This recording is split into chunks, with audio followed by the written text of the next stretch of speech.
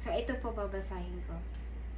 Dear Loving Everyday Life, una-una sa lahat, bago ako magpakilala sa aking sarili, natutuwa ako na ikaw'y nagbalik sa iyong vlog.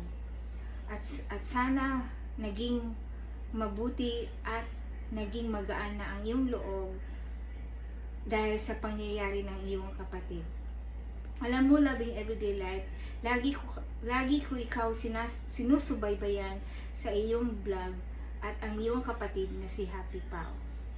Alam ko masakit bilang kapatid na masakit sa iyo ang nangyari sa kapatid mo.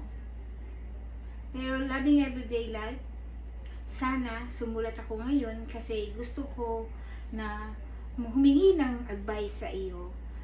Siguro sa pagsulat ko nito,